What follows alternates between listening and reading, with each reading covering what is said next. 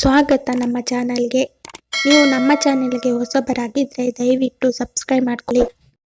ನನ್ನ ಹೆಸರು ರಂಜಿತ್.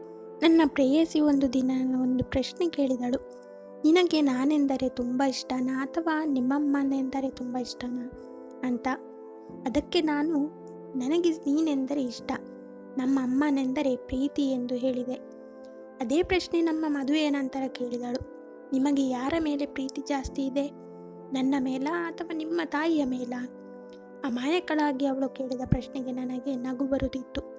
ನೀನು ನನ್ನ ಪ್ರೀತಿ, ಅಮ್ಮ ನನ್ನ ಪ್ರಾಣ ಅಂತ ಹೇಳಿದೆ. ನಾನು ಆ ರೀತಿ ಹೇಳಿದಾಗಲೆಲ್ಲ ಅವಳು ನನ್ನ ಕಣ್ಣಲ್ಲಿ ಕಣ್ಣಿಟ್ಟು ನೋಡುತ್ತಾ ಸಣ್ಣದಾಗಿ ಸ್ಮೈಲ್ ಕೊಡುತ್ತಿದ್ದಳು. ಆ ರೀತಿ ಪ್ರಶ್ನೆ ಮತ್ತೆ ನನಗೆ 10 ವರ್ಷಗಳ ನಂತರ ಎದುರಾಯಿತು. ಈ ಬಾರಿ ಆ ಪ್ರಶ್ನೆಯಲ್ಲಿ ಪ್ರೀತಿ ಇರಲಿಲ್ಲ, ನಗೇನೂ ಇರಲಿಲ್ಲ. ಅದರ ಬದಲಿಗೆ ಭಯಂಕರವಾದ ದುಃಖವನ್ನು ಪರಿಚಯ ಮಾಡಿತು. ಆ ಪ್ರಶ್ನೆಗೆ ಎದುರು ಬೀಳುವುದಕ್ಕಿಂತ ಸಾಯುವುದೇ ಉತ್ತಮ ಎನಿಸಿತು. ನನಗೆ ಮದುವೆಯಾಗಿ 10 ವರ್ಷ ಕಳೆಯಿತು. ನನಗೆ ಬೆಂಗಳೂರಿಗೆ ಟ್ರಾನ್ಸ್ಫರ್ ಆಯಿತು. ಅಪ್ಪ, ಅಮ್ಮ, ಹೆಂಡತಿ, ಮಕ್ಕಳು ಮಾಲೂರಿನಲ್ಲೇ ಇದ್ದರು. ಎಲ್ಲರನ್ನೂ ಬಿಟ್ಟು ಕೆಲಸಕ್ಕೋಸ್ಕರ ನಾನು ಬೆಂಗಳೂರಿಗೆ ಬರಬೇಕಾಯಿತು. ಆದರೆ ಅಲ್ಲಿ ನನ್ನನ್ನು ಪ್ರೀತಿಯಿಂದ ನೋಡಿಕೊಳ್ಳಲು ಹೆಂಡತಿ ಇಲ್ಲ. ನನ್ನ ಕಷ್ಟಗಳನ್ನು ಹೇಳಿಕೊಳ್ಳೋಕ್ಕೆ ಅಪ್ಪ ಅಮ್ಮನೂ ಇಲ್ಲ. ಎಲ್ಲ ಗೊತ್ತಿದ್ದು ನಾನು ಯಾಕೆ ಅವರನ್ನು ಬಿಟ್ಟು ಬಂದೆ? ನಾವು ಬದುಕುವುದು ಪ್ರೀತಿಗೋಸ್ಕರ, ಅನುಬಂಧಗಳಿಗೋಸ್ಕರ. ಅದೇ ಇಲ್ಲದಿರುವ ಆ ಜಾಗದಲ್ಲಿ ಯಾಕೆ ಇರಬೇಕು ಎಂಬ ಪ್ರಶ್ನೆ ನನ್ನ ಮೆದುಳಿನಲ್ಲಿ ಕಾಡುತ್ತಿತ್ತು.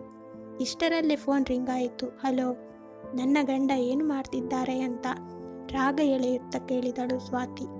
ನಿನ್ನ ಗಂಡ ಅವರ ಹೆಂಡತಿಯ ಬಗ್ಗೆ ಯೋಚನೆ ಮಾಡ್ತಿದ್ದಾರೆ. ಹೌದಾ, ಏನು ಯೋಚನೆ ಮಾಡ್ತಿದ್ದೀರಾ? ನನ್ನ ಬಗ್ಗೆ.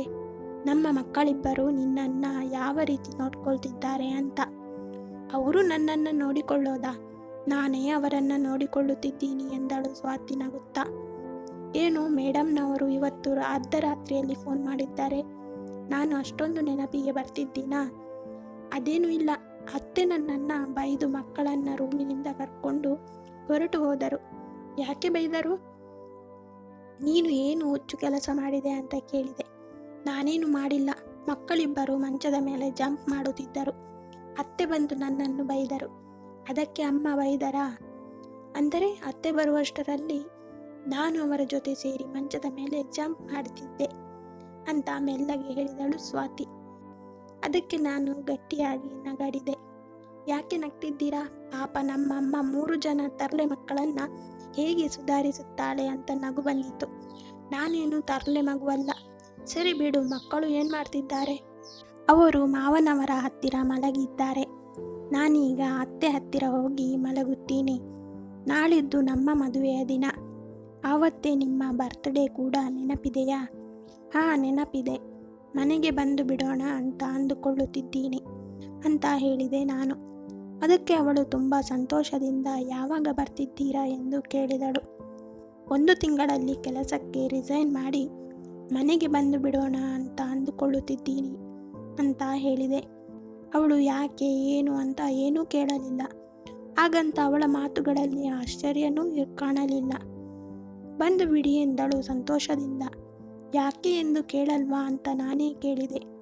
ನನಗೆ ನಿಮ್ಮನ್ನು ನೋಡಬೇಕು ಅಂತ ಅನಿಸುತ್ತಿದೆ. ಅಲ್ಲಿಗೆ ನಿಮ್ಮ ಜೊತೆ ಬರ್ತೀನಿ ಅಂದರೆ ಬೇಡ ಅಂದ್ರಿ. ಬೇಗ ಬಂದು ಬಿಡಿ ಎಂದಳು. ನೀನು ಇಲ್ಲಿಗೆ ಬಂದರೆ ಒಬ್ಬಳೇ ಮಕ್ಕಳಿಬ್ಬರನ್ನು ನೋಡಿಕೊಳ್ಳಲು ಆಗುವುದಿಲ್ಲವೆಂದು ಬೇಡ ಎಂದೆ. ನನಗೆ ಗೊತ್ತು, ಅತ್ತೆ ಕರೀತಿದ್ದಾರೆ, ನಾನಿನ್ನು ಇಡುತ್ತೇನೆ ಅಂತ ಹೇಳಿ ಫೋನ್ ಕಟ್ ಮಾಡಿದಳು. ಸ್ವಲ್ಪ ಸಮಯದ ನಂತರ ಮತ್ತೆ ಕಾಲ್ ಮಾಡಿದಳು. ಯಾಕೆ ಸ್ವಾತಿ, ಮತ್ತೆ ಫೋನ್ ಮಾಡಿದ್ದೀಯಾ? ಏನಾಯಿತು ಅಂತ ಕೇಳಿದೆ. ಏನಿಲ್ಲ ರೀ, ಆಗಲೇ ಹೇಳುವುದು ಮರೆತು ಬಿಟ್ಟೆ. ಐ ಲವ್ ಯು ಅಂತ ಹೇಳಿದಳು. ಐ ಲವ್ ಯು ಟು ಅಂದೆ. ಒಂದು ಸಣ್ಣ ಮುತ್ತಿಟ್ಟು ಫೋನ್ ಕಟ್ ಮಾಡಿದಳು. ಬೆಳಿಗ್ಗೆ ಅಮ್ಮ ಫೋನ್ ಮಾಡಿದರು. ಅಮ್ಮ, ಹೇಗಿದ್ದೀಯ ಕಣೋ? ಮಗ, ಚೆನ್ನಾಗಿದ್ದೀನಮ್ಮ. ನಿಮ್ಮ ಆರೋಗ್ಯ ಹೇಗಿದೆ? ಅಮ್ಮ, ಚೆನ್ನಾಗಿಯೇ ಇದೆ ಕಣೋ, ಪರವಾಗಿಲ್ಲ. ಟಿಫಿನ್ ತಿಂದ ಮಗ? ಹಾಂ, ಮಾಡಿದೆ ಅಮ್ಮ. ಅಪ್ಪ ಏನು ಮಾಡ್ತಿದ್ದಾರೆ? ಅಮ್ಮ, ನಿಮ್ಮ ಅಪ್ಪ ಇಲ್ಲಿ ಏನೋ ತುಂಬ ಆಡವಿಡಿ ಮಾಡ್ತಿದ್ದಾರೆ. ಮಕ್ಕಳಿಗೆ ರಜೆ ಹಾಕಿಸಿ ಪಿಕ್ನಿಕ್ಗೆ ಹೋಗೋಣ, ಬೇಗ ರೆಡಿಯಾಗಿ ಅಂತ ಹೇಳ್ತಿದ್ದಾರೆ ಕಣೋ. ಅಮ್ಮನ ಮಾತು ಕೇಳಿ ನನಗೆ ಸಣ್ಣದಾಗಿ ನಗು ಬಂದಿತು. ಸರಿ ಅಮ್ಮ, ಆಫೀಸ್ಗೆ ಲೇಟ್ ಆಗುತ್ತೆ, ನಾನು ಸಾಯಂಕಾಲ ಫೋನ್ ಮಾಡ್ತೀನಿ ಅಂತ ಹೇಳಿ ಕಾಲ್ ಕಟ್ ಮಾಡಿದೆ. ಆಫೀಸಿನಲ್ಲಿ ನಾಳೆ ನನ್ನ ಬರ್ತ್ಡೇ ಅಂತ ಯಾರಿಗೂ ಹೇಳಲಿಲ್ಲ. ಆದರೆ ಒಬ್ಬ ಹುಡುಗಿ ಮಾತ್ರ ನಾಳೆ ನನ್ನ ಬರ್ತ್ಡೇ ಅಂತ ತಿಳಿದುಕೊಂಡಿದ್ದಾಳೆ. ನಾನು ಕಾಲೇಜಿನಲ್ಲಿ ಓದುತ್ತಿರಬೇಕಾದರೆ ಆ ಹುಡುಗಿ ನನ್ನ ಜೂನಿಯರ್, ಈಗ ನನ್ನ ಕೊಲೀಗ್. ಅವಳ ಹೆಸರು ಕಾವ್ಯ. ನನಗೆ ಪಾರ್ಟಿ ಬೇಕು ಅಂತ ಕೇಳಿದಳು. ಸರಿ, ನಾಳೆ ಎಲ್ಲರಿಗೂ ಕೊಡಿಸುತ್ತೇನೆ ಅಂತ ಹೇಳಿದೆ. ನನಗೆ ಎಲ್ಲರ ಜೊತೆಯಲ್ಲಿ ಬೇಡ, ಸಪ್ರೇಟಾಗಿ ಬೇಕು ಎಂದಳು. ಹಾಗಾದರೆ ಸಾಯಂಕಾಲ ರೆಸ್ಟೋರೆಂಟ್ಗೆ ಹೋಗೋಣ. ಬೇಡ ರಂಜಿತ್, ನಿಮ್ಮ ಮನೆಯಲ್ಲೇ ಡಿನ್ನರ್ ಮಾಡೋಣ ಎಂದಳು. ಸರಿ ಅಂತ ಹೇಳಿದೆ. ಡಿನ್ನರನ್ನು ಪ್ರಿಪೇರ್ ಮಾಡಿ ಕಾವ್ಯಳಿಗೋಸ್ಕರ ಕಾಯುತ್ತಿದ್ದೆ. ಕಾವ್ಯ ಬಂದಳು. ಏನು, ನಿನ್ನ ಗಂಡನ ಜೊತೆ ಬರ್ತೀರಾ ಅಂದುಕೊಂಡೆ, ಆದರೆ ನೀವು ಒಬ್ಬರೇ ಬಂದಿದ್ದೀರಾ? ಅವರಿಗೆ ಏನೋ ಸ್ವಲ್ಪ ಕೆಲಸ ಇದೆ ಅಂತ ಹೇಳಿ ನನ್ನನ್ನು ಇಲ್ಲಿ ಡ್ರಾಪ್ ಮಾಡಿ ಹೋದರು. ಸರಿ ಅಂತ ಹೇಳಿ ಊಟಗಳು ಮಾಡಿ ಕುಳಿತುಕೊಂಡೆವು. ಕಾವ್ಯ ನನ್ನ ಫ್ಯಾಮಿಲಿ ಫೋಟೋ ನೋಡುತ್ತಿದ್ದಳು. ನಿಮ್ಮ ತಾಯಿ ನೋಡಲು ತುಂಬ ಚೆನ್ನಾಗಿದ್ದಾರೆ. ನಿಮ್ಮ ಮಕ್ಕಳು ಸೇಮ್ ನಿಮ್ಮ ಹೆಂಡತಿಯ ಥರಾನೇ ಇದ್ದಾರೆ. ನಿಮ್ಮದು ಲವ್ ಮ್ಯಾರೇಜ್ ಅಲ್ವಾ? ನಿಮ್ಮ ಲವ್ ಸ್ಟೋರಿ ನನಗೆ ಗೊತ್ತು, ಆದರೆ ನಿಮ್ಮ ತಾಯಿಯ ಬಗ್ಗೆ ನನಗೇನು ಗೊತ್ತಿಲ್ಲ. ಸ್ವಲ್ಪ ಹೇಳ್ತೀರಾ? ಅಮ್ಮನ ಬಗ್ಗೆ ಹೇಳುವುದಕ್ಕೆ ದೊಡ್ಡದಾಗಿ ಏನಿಲ್ಲ. ಅವರು ಜಾಸ್ತಿ ಓದಿಕೊಂಡಿಲ್ಲ, ಆದರೂ ಎಲ್ಲ ವ್ಯಾವಹಾರಿಕ ಜ್ಞಾನ ಗೊತ್ತು. ಅಪ್ಪ ಹೇಳಿದ ಮಾತಿಗೆ ಎದುರು ಹೇಳುವುದಿಲ್ಲ. ಹಾಗಂತ ಅಪ್ಪನು ಯಾವತ್ತೂ ಅಮ್ಮನಿಗೆ ಇಷ್ಟವಾಗದಿರುವ ಕೆಲಸ ಮಾಡುವುದಿಲ್ಲ. ನಾನು ಹುಟ್ಟಿದ ನಂತರ ನನ್ನನ್ನು ಪ್ರೀತಿಸಲು ಶುರು ಮಾಡಿದರು. ಮತ್ತೆ ನನ್ನ ಹೆಂಡತಿಯನ್ನು, ಈಗ ಮೊಮ್ಮಕ್ಕಳನ್ನು. ತಾಯಂದಿರಿಗೆ ಪ್ರೀತಿಸುವುದು ಅಷ್ಟೇ ಅಲ್ವಾ ಗೊತ್ತಿರುವುದು? ನಿಮಗೆ ನಿಮ್ಮ ತಾಯಿ ಅಂದರೆ ತುಂಬ ಇಷ್ಟ ಅನಿಸುತ್ತದೆ. ಇಲ್ಲ, ನನಗೆ ನನ್ನ ಹೆಂಡತಿ ಅಂದರೇನೆ ತುಂಬ ಇಷ್ಟ. ಅದೇನು ನಿನಗೆ ಗೊತ್ತಾ? ನಮಗೆ ಗೊತ್ತಿಲ್ಲದಂತೆ ಪ್ರೀತಿ 3 ದಿಕ್ಕಿನಲ್ಲಿ ಪ್ರಯಾಣಿಸುತ್ತದೆ. ನಾವು ಹುಟ್ಟಿದಾಗ ತಾಯಿ ನಮ್ಮನ್ನು ಪ್ರೀತಿಸುತ್ತಾಳೆ, ನಂತರ ಹೆಂಡತಿ, ಅದು ಆದ ಮೇಲೆ ವಯಸ್ಸಾದಾಗ ಮಕ್ಕಳು. ಅವರು ತೋರಿಸುವ ಆ ಪ್ರೀತಿನೇ ಶಾಶ್ವತವಾಗಿ ಗಟ್ಟಿಯಾಗಿರುತ್ತದೆ. ಯಾರಿಗೆ ಆದರೂ ಅವರು ಎದೆಯ ಮೇಲೆ ಕೈ ಹಾಕಿಕೊಂಡು ಯೋಚಿಸಿದರೆ ತಿಳಿಯುತ್ತದೆ. ಹಾಗಾದರೆ ಹೆಂಡತಿ ಇದ್ದಾಗ ತಾಯಿಯ ಮೇಲೆ ಪ್ರೀತಿ ಇರೋದಿಲ್ವಾ? ತಾಯಿ ಕಡೆಯಿಂದ ನೋಡು ಇರುತ್ತದೆ. ತಾಯಿ ಪ್ರೀತಿ ನಾವು ಹುಟ್ಟಿದಾಗಿನಿಂದ ಶುರುವಾಗುತ್ತದೆ. ಹೆಂಡತಿ ಪ್ರೀತಿ ಸಾಯುವವರೆಗೂ ನಮ್ಮ ಜೊತೆಯಲ್ಲಿರುತ್ತದೆ. ತುಂಬ ಚೆನ್ನಾಗಿ ಹೇಳಿದ್ರಿ ಅಂತ ಹೇಳಿದಳು ಕಾವ್ಯ. ಟೈಮ್ 11 ಗಂಟೆ ಆಗಿದೆ. ನಿಮ್ಮನ್ನು ಮನೆ ಹತ್ತಿರ ಡ್ರಾಪ್ ಮಾಡಲಾ? ಬೇಡ, ನನ್ನ ಹಸ್ಬೆಂಡ್ ಕೇಕ್ ತಗೊಂಡು ಬರ್ತಿದ್ದಾರೆ. ಕೇಕ್ ಕಟ್ ಮಾಡಿದ ಮೇಲೆ ಹೋಗ್ತೀವಿ. 11:45 ಆದರೂ ಅವರ ಹಸ್ಬೆಂಡ್ ಬರಲಿಲ್ಲ. ಕಾವ್ಯ ಅವರಿಗೆ ಫೋನ್ ಮಾಡ್ತಾನೆ ಇದ್ದಾಳೆ. ಸರಿಯಾಗಿ 12 ಗಂಟೆಗೆ ಕಾಲಿಂಗ್ ಬೆಲ್ ಸೌಂಡ್ ಆಯಿತು. ಅದೇ ಸಮಯಕ್ಕೆ ನನಗೊಂದು ಫೋನ್ ಕಾಲ್ ಬಂದಿತ್ತು. ಹಲೋ, ಒಂದು ಕಾರ್ ನಂಬರ್ ಹೇಳಿ. ಈ ಕಾರ್ ನಿಮ್ಮದೇನಾ ಅಂತ ಕೇಳಿದರು. ಹೌದು, ನಮ್ಮದೇ. ನಿಮ್ಮ ಕಾರಿಗೆ ಬೆಂಗಳೂರು ಹೈವೇಯಲ್ಲಿ ಆಕ್ಸಿಡೆಂಟ್ ಆಗಿದೆ. ಅದರಲ್ಲಿ ಇರೋರ್ನ ಅಪೋಲೋ ಹಾಸ್ಪಿಟಲ್ನಲ್ಲಿ ಜಾಯಿನ್ ಮಾಡಿದೆ ಅಂತ ಹೇಳಿ ಫೋನ್ ಕಟ್ ಮಾಡಿದರು. ಹಿಂದೆಯೇ ಸ್ವಾತಿಗೆ ಕಾಲ್ ಮಾಡಿದೆ, ಕಾಲ್ ಪಿಕ್ ಮಾಡಲಿಲ್ಲ. ಅಪ್ಪನಿಗೆ ಕಾಲ್ ಮಾಡಿದೆ, ಅವರು ಕಾಲ್ ಪಿಕ್ ಮಾಡಲಿಲ್ಲ. ನನಗೆ ಮೈಯೆಲ್ಲ ಬೆವರು ಹಿಡಿದು ಕೈಗಳು ಕಾಲುಗಳು ಅದುರುತ್ತಿವೆ. ಏನಾಯಿತು ರಂಜಿತ್, ಏನಾಯಿತು ಅಂತ ಕಾವ್ಯ ಕೇಳುತ್ತಿದ್ದಾಳೆ. ನನಗೆ ಬಾಯೆಲ್ಲ ಒಣಗಿಕೊಂಡು ಹೋಗ್ತಿದೆ. ತೊದಲುತ್ತ ಕಾವ್ಯಳಿಗೆ ವಿಷಯ ತಿಳಿಸಿದೆ. ನಂತರ 3 ಜನ ಹಾಸ್ಪಿಟಲ್ಗೆ ಹೊರಟೆವು. ಅವರು ಇಲ್ಲಿಗೆ ಏನಕ್ಕೆ ಬಂದಿರುತ್ತಾರೆ? ನನ್ನ ಬರ್ತ್ಡೇಗೆ ಸರ್ಪ್ರೈಸ್ ಮಾಡಲಿಕ್ಕೆ ಬಂದರಾ? ಯಾರಿಗೂ ಏನೂ ಆಗಲಿಲ್ಲವಲ್ಲ? ಆಸ್ಪತ್ರೆಗೆ ಹೋಗುವ ತನಕ ಇವೇ ಆಲೋಚನೆಗಳೇ.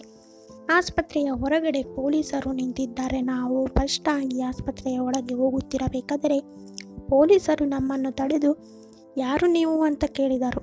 ಅವರ ಫ್ಯಾಮಿಲಿಗೆ ಆಕ್ಸಿಡೆಂಟ್ ಆಗಿದೆ, ಅವರನ್ನು ಇಲ್ಲೇ ಜಾಯಿನ್ ಮಾಡಿದ್ದಾರೆ ಅಂತ ಕಾವ್ಯ ಹೇಳಿದಳು. ಒಂದು ಪೇಪರ್ ಮೇಲೆ ಸೈನ್ ಮಾಡಿಸಿಕೊಂಡು ತಕ್ಷಣವೇ ಒಳಗೆ ಕಳುಹಿಸಿದರು. ಆಸ್ಪತ್ರೆ ಪೂರ್ತಿ ಗದ್ದಲದಿಂದ ಕೂಡಿದೆ. ನಾವು ICU ಹತ್ತಿರ ಹೋದೆವು. ನನಗೆ ಗಾಬರಿಯಾಗುತ್ತಿದೆ. ಒಬ್ಬ ಡಾಕ್ಟರ್ ಹೊರಗೆ ಬಂದರು. ಡಾಕ್ಟರ್ ಅವರಿಗೆ ಹೇಗಿದೆ ಅಂತ ಕೇಳಿದೆ. ನೀವು ಅವರಿಗೆ ಏನಾಗುತ್ತೀರಿ? ಅವರು ನನ್ನ ತಂದೆ ತಾಯಿ, ಹೆಂಡತಿ, ಮಕ್ಕಳು ಅಂತ ಹೇಳಿದೆ. ನಿನ್ನ ಮಗನಿಗೆ ಫ್ರ್ಯಾಕ್ಚರ್ ಆಗಿದೆ, ಪ್ರಾಣಕ್ಕೇನೂ ತೊಂದರೆ ಇಲ್ಲ. ನಿಮ್ಮ ತಂದೆಗೆ 2 ಆಪರೇಷನ್ಗಳು ಮಾಡಿದೆವು, ಅವರು ಕೋಮಾದಲ್ಲಿದ್ದಾರೆ. ನಿನ್ನ ಹೆಂಡತಿ ಹಾಗೂ ತಾಯಿಗೆ ಆಪರೇಷನ್ಗಳು ನಡೆಯುತ್ತಿವೆ. ಈಗಲೇ ಏನು ಹೇಳಲು ಆಗುವುದಿಲ್ಲ. ಮತ್ತೆ ನನ್ನ ಮಗಳು, ನಿನ್ನ ಮಗಳು ಅದೃಷ್ಟವಂತಳು, ಸಣ್ಣ ಸಣ್ಣ ಗಾಯಗಳಿಂದ ಹೊರಬಿದ್ದಿದ್ದಾಳೆ ಎಂದು ಹೇಳುತ್ತಿರುವಾಗಲೇ ನರ್ಸ್ ನನ್ನ ಮಗಳನ್ನು ಎತ್ತಿಕೊಂಡು ಬಂದಳು. ಅವಳು ಅಮ್ಮ ಅಮ್ಮ ಅಂತ ಅಳುತ್ತಿದ್ದರೆ ನನ್ನ ಹೃದಯ ಕಿತ್ತು ಬಂದಂತಾಯಿತು. ನಾನು ಅವಳನ್ನು ಎತ್ತಿಕೊಂಡು ಸಮಾಧಾನ ಮಾಡಲು ಪ್ರಯತ್ನ ಮಾಡಿದೆ, ಆದರೆ ಅವಳು ಅಳು ನಿಲ್ಲಿಸಲೇ ಇಲ್ಲ. ನನ್ನ ಕಣ್ಣಿನಿಂದ ಕಣ್ಣೀರು ನಿಲ್ಲಲೇ ಇಲ್ಲ. ಸುತ್ತ ಇರುವವರು ಕರುಣೆಯಿಂದ ನಮ್ಮನ್ನೇ ನೋಡುತ್ತಿದ್ದಾರೆ. ಕಾವ್ಯ ನನ್ನಿಂದ ಮಗುವನ್ನು ತೆಗೆದುಕೊಂಡು ಹೊರಗಡೆ ಹೋದಳು. ಕಾವ್ಯಳ ಗಂಡ ನನ್ನ ಜೊತೆಯಲ್ಲೇ ಇದ್ದು ಧೈರ್ಯ ಹೇಳುತ್ತಿದ್ದ. ಸ್ವಲ್ಪ ಸಮಯದ ನಂತರ ಮಗು ಮಲಗಿತು. ಐಸಿಯುಯಿಂದ ಡಾಕ್ಟರ್ ಹೊರಗೆ ಬಂದರು. ಡಾಕ್ಟರ್, ಅವರಿಗೆ ಹೇಗಿದೆ? ನಿಮ್ಮ ತಾಯಿಯ 2 ಕಿಡ್ನಿಗಳಿಗೂ ಪೆಟ್ಟಾಗಿದೆ. ತಕ್ಷಣವೇ ಬೇರೆ ಕಿಡ್ನಿಗಳು ಅರೇಂಜ್ ಮಾಡಬೇಕು. ನಿಮ್ಮ ಹೆಂಡತಿಗೆ ಹಾರ್ಟ್ ಟ್ರಾನ್ಸ್ಪ್ಲಾಂಟೇಷನ್ ಮಾಡಬೇಕು. ಹಾಗಾದರೆ ಬೇಗ ಮಾಡಿ ಡಾಕ್ಟರ್. ದುಡ್ಡು ಎಷ್ಟಾದರೂ ಪರವಾಗಿಲ್ಲ ಪ್ಲೀಸ್ ಡಾಕ್ಟರ್. ಪಾರ್ಟ್ಸ್ ನಮ್ಮ ಹತ್ರ ಸ್ಟಾಕ್ ಇಲ್ಲ, ಬೇರೆ ಕಡೆಯಿಂದ ತರಿಸಬೇಕು. ಆದರೆ ನಮ್ಮ ಹತ್ರ ಅಷ್ಟೊಂದು ಟೈಮ್ ಇಲ್ಲ. ಒಂದು ಅರ್ಧ ಗಂಟೆಯಲ್ಲಿ ಆಪರೇಷನ್ ಸ್ಟಾರ್ಟ್ ಮಾಡಬೇಕು. ಆ ಮಾತು ಕೇಳಿ ನನಗೆ ಆಘಾತವಾಯಿತು. ಏನು ಮಾಡುವುದು ಅಂತ ನನಗೆ ದಿಕ್ಕು ತೋಚದೆ ಡಾಕ್ಟರನನ್ನೇ ಕೇಳಿದೆ, ಈಗ ಏನು ಮಾಡುವುದು ಅಂತ. ಅವರು ಹೇಳುವುದಕ್ಕೆ ಸಂಕೋಚ ಪಡುತ್ತಾ ನನ್ನ ಮುಂದೆ ಒಂದು ಪ್ರಶ್ನೆ ಇಟ್ಟರು. ಅವರಿಬ್ಬರದ್ದು ಒಂದೇ ಬ್ಲಡ್ ಗ್ರೂಪ್. ನಿಮ್ಮ ತಾಯಿಯ ಹೃದಯ ನಿಮ್ಮ ಹೆಂಡತಿಗೆ ಇಟ್ಟರೆ ನಿನ್ನ ಹೆಂಡತಿ ಬದುಕುತ್ತಾರೆ. ಇಲ್ಲ ಅಂದರೆ ನಿಮ್ಮ ಹೆಂಡತಿಯ ಕಿಡ್ನಿಗಳು ನಿಮ್ಮ ತಾಯಿಗೆ ಇಟ್ಟರೆ ಅವರು ಬದುಕುತ್ತಾರೆ. ಇಬ್ಬರಲ್ಲಿ ಒಬ್ಬರನ್ನೇ ನಾವು ಕಾಪಾಡಿಕೊಳ್ಳಲು ಸಾಧ್ಯ. ಬೇಗ ನಿಮ್ಮ ನಿರ್ಧಾರವನ್ನು ತಿಳಿಸಿ. ಇನ್ನು ಮುಂದೆ ನೀವು ತೆಗೆದುಕೊಳ್ಳುವ ನಿರ್ಧಾರದ ಮೇಲೆ ಅವಲಂಬಿತವಾಗಿದೆ ಅಂತ ಹೇಳಿ ಹೊರಟು ಹೋದರು ಡಾಕ್ಟರ್. ನನ್ನ ಮೆದುಳು ಕೆಲಸ ಮಾಡುವುದು ನಿಲ್ಲಿಸಿಬಿಟ್ಟಿದೆ. ದುಃಖ ನನ್ನ ಹೃದಯಕ್ಕೆ ತಗುಲುತ್ತಿದೆ.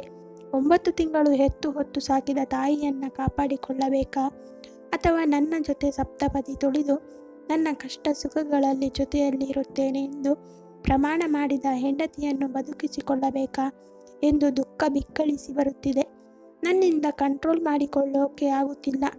ಜೋರಾಗಿ ಅಳುತ್ತಾ ಗೋಡೆಗೆ ಹೊಡೆಯುತ್ತಿದ್ದೇನೆ. ನನ್ನ ಕಿರುಚಾಟಕ್ಕೆ ನನ್ನ ಮಗಳು ಎದ್ದು ಜೋರಾಗಿ ಅಳಲು ಶುರು ಮಾಡಿದಳು. ನಾನು ಕಣ್ಣುಗಳನ್ನು ಒರೆಸಿಕೊಂಡು ಅವಳನ್ನು ಎತ್ತಿಕೊಂಡು ಸುಧಾರಿಸುತ್ತಿದ್ದೇನೆ. ಎಲ್ಲರೂ ನಾನು ಯಾವ ನಿರ್ಧಾರ ತೆಗೆದುಕೊಳ್ಳುತ್ತೇನೆ ಅಂತ ಕಾಯುತ್ತಿದ್ದಾರೆ. ನನ್ನಿಂದ ಯಾವ ನಿರ್ಧಾರವೂ ತೆಗೆದುಕೊಳ್ಳಲು ಆಗುತ್ತಿಲ್ಲ. ಡಾಕ್ಟರ್ ಹೊರಗೆ ಬಂದು, ಸರ್, ಯಾವ ನಿರ್ಧಾರಕ್ಕೆ ಬಂದ್ರಿ ಅಂತ ಕೇಳಿದರು. ನನ್ನಿಂದ ಯಾವ ಸಮಾಧಾನವೂ ಇಲ್ಲ. ಹಾಗೆ ಮಗುನ ಎತ್ತಿಕೊಂಡು ನೆಲ ನೋಡಿಕೊಂಡು ಇದ್ದು ಬಿಟ್ಟೆ. ಸರ್, ಲೇಟ್ ಆದರೆ ಇಬ್ಬರನ್ನು ಕಳೆದುಕೊಳ್ಳಬೇಕಾಗುತ್ತದೆ ಎಂದು ಮತ್ತೆ ಮತ್ತೆ ಕೇಳುತ್ತಿದ್ದಾರೆ. ಅವರ ಹೆಂಡತಿಯನ್ನು ಕಾಪಾಡಿ ಎಂದಳು ಕಾವ್ಯ. ನಾನೇನಾದರೂ ಹೇಳಬಹುದೆಂದು ಡಾಕ್ಟರ್ ನನ್ನ ಕಡೆಗೆ ನೋಡುತ್ತಾ ಹೊರಟು ಹೋದರು. ಕಾವ್ಯ ಹೇಳಿದ ಮಾತು ನನಗೆ ಕೇಳಿಸಿತು, ಆದರೆ ನಾನು ಸ್ಪಂದಿಸಲಿಲ್ಲ. ಬಹುಶಃ ಅದೇ ಸರಿಯಾದ ನಿರ್ಧಾರ ಆಗಿರುತ್ತದೆ. ಆದರೆ ನನಗೆ ಆ ನಿರ್ಧಾರ ಇಷ್ಟವಾಗಲಿಲ್ಲ. ಹಾಗಂತ ನನ್ನ ಮನಸ್ಸು ಆ ನಿರ್ಧಾರಕ್ಕೆ ಅಡ್ಡಿ ಹೇಳಲಿಲ್ಲ. ಕಾವ್ಯ ಹಾಗೂ ಅವರ ಗಂಡ ನನ್ನ ಪಕ್ಕದಲ್ಲೇ ಕೂತು ನನಗೆ ಧೈರ್ಯ ಹೇಳುತ್ತಿದ್ದಾರೆ. 4 ತಿಂಗಳು ಕಳೆಯಿತು. ನಿಮ್ಮ ತಂದೆ ಕೋಮಾದಿಂದ ಹೊರಬಂದರೆಂದು ಆಸ್ಪತ್ರೆಯಿಂದ ಫೋನ್ ಬಂತು. ನಾನು ಸ್ವಾತಿ ಆಸ್ಪತ್ರೆಗೆ ಹೋದೆವು. ನಾವು ಹೋಗುವುದಕ್ಕೆ ಮುಂಚೆನೇ ಡಾಕ್ಟರ್ ನಡೆದದ್ದೆಲ್ಲ ನಮ್ಮ ತಂದೆಗೆ ಹೇಳಿದ್ದರು. ನಾನು ಅಪ್ಪನ ಬಳಿ ಹೋದಾಗ ಅವರು ನನಗೆ ಕೇಳಿದ ಮೊದಲ ಪ್ರಶ್ನೆ, ನಿಮ್ಮ ಅಮ್ಮ ಎಲ್ಲಿ? ಅವರ ಕಣ್ಣುಗಳು ಕಣ್ಣೀರಿನಿಂದ ತುಂಬಿ ಹೋಗಿವೆ. ಅವರ ಪ್ರಶ್ನೆಗೆ ನನ್ನ ಕಡೆಯಿಂದ ಯಾವ ಸಮಾಧಾನವೂ ಇಲ್ಲ. ನಿನಗೆ 9 ತಿಂಗಳು ಹೆತ್ತು ಹೊತ್ತು ಸಾಕಿದ ತಾಯಿಗಿಂತ ನಿನ್ನೆ ಮೊನ್ನೆ ಬಂದಿದ್ದ ನಿನ್ನ ಹೆಂಡತಿಯೇ ಹೆಚ್ಚಾದಳ ಅಂತ ಕೇಳಿದರು. ಆ ದಿನ ನಾನು ನನ್ನ ಹೆಂಡತಿಯ ಬಗ್ಗೆ ಯೋಚನೆ ಮಾಡಲಿಲ್ಲ. ನನ್ನ ಮಕ್ಕಳ ತಾಯಿಯ ಬಗ್ಗೆ ಯೋಚನೆ ಮಾಡಿದೆ. ಅವರಿನ್ನೂ ತುಂಬ ಚಿಕ್ಕವರು. ಅಮ್ಮ ಅನ್ನೋದು ಬಿಟ್ಟರೆ ಅವರಿಗೇನು ಗೊತ್ತಿಲ್ಲ.